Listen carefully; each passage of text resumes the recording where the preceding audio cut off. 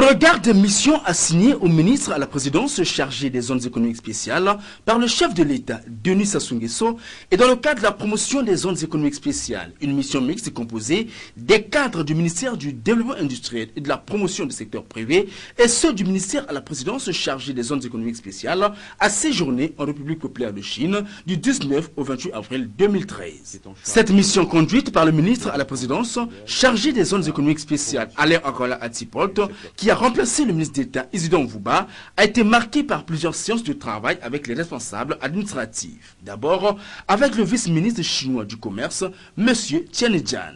L'entretien entre le vice-ministre chinois du Commerce et la délégation congolaise a porté essentiellement sur le soutien des investisseurs chinois en République du Congo et les bourses de formation au ministère des zones économiques spéciales. Le ministre Alain Akola Atipolt sur l'intérêt de cette mission.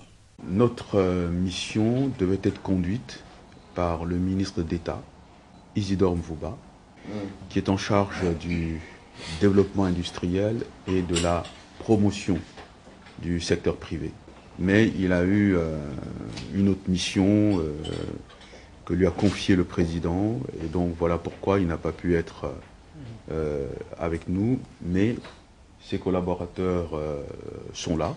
Nous sommes venus rencontrer des industriels chinois pour leur parler de ce que nous avons réussi à réaliser jusqu'aujourd'hui au niveau des zones économiques spéciales, c'est-à-dire que les études de faisabilité sont terminées.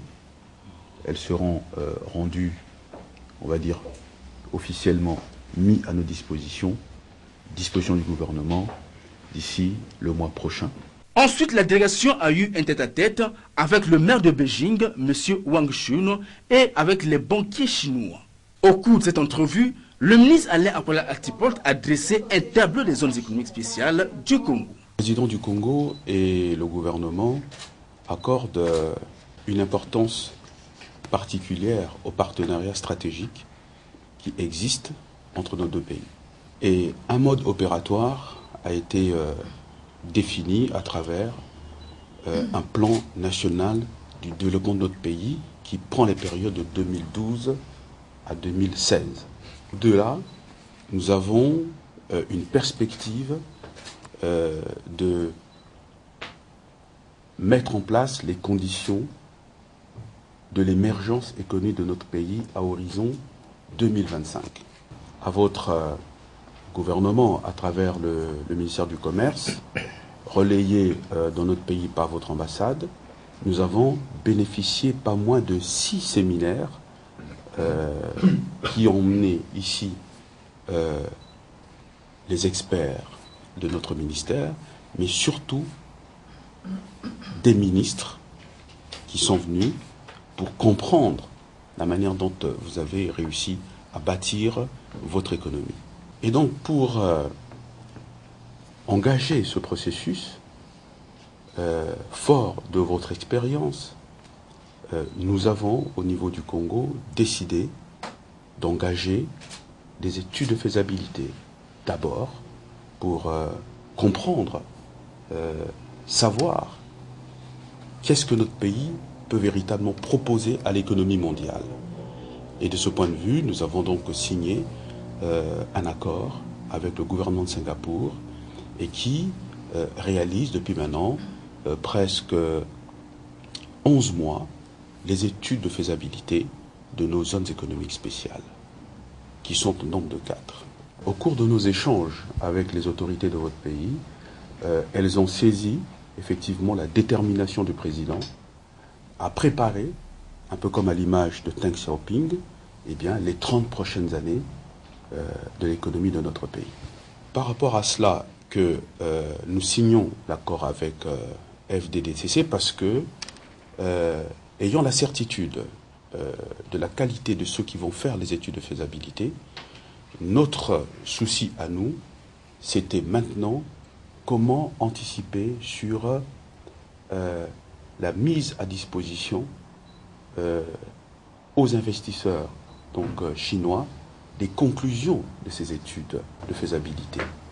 Motivés par ce souci, cette volonté que nous avons signé un accord, un MOU avec donc la China Development Friendship pour qu'au terme des études de faisabilité, eh bien, que nous mettions à la disposition de la FDTTC les conclusions des études de faisabilité et que celles-ci servent de vecteur d'information donc aux investisseurs chinois. Ces études de faisabilité sont arrivées à leur terme. Elles nous seront remises officiellement le mois prochain. Effectivement, cette visite ouvre une nouvelle page de notre coopération. Des accords ont été signés, autour de 10-11. Eh bien, nous sommes venus ici pour passer maintenant à la phase de la concrétisation de ces accords. Et en lisant la présentation du document qui résume vos activités, eh bien, nous considérons que vous êtes déjà un partenaire potentiel important.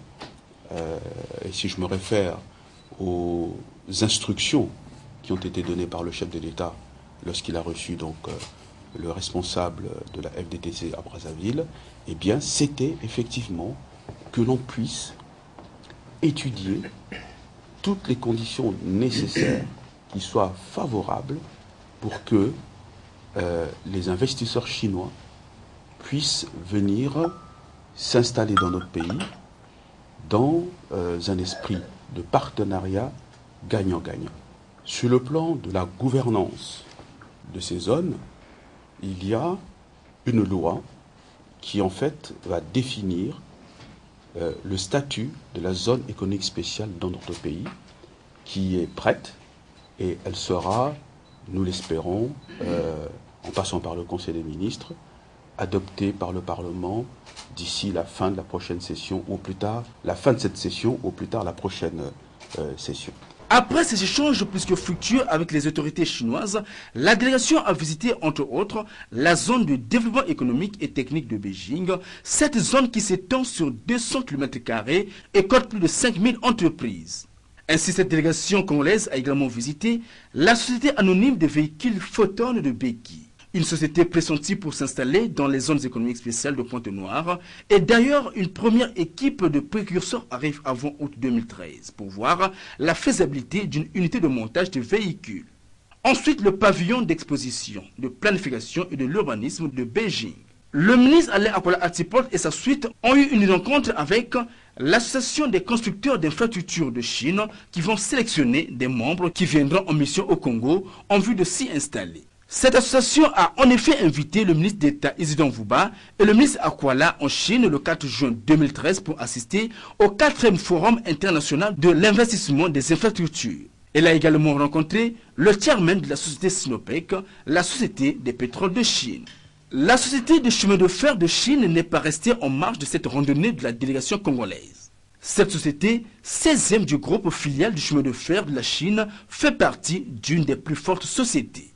Aussi a-t-elle signé un mémorandum d'entente avec la société chinoise d'État China Friendrich Development International Engineering, Design et Consulting Corporation.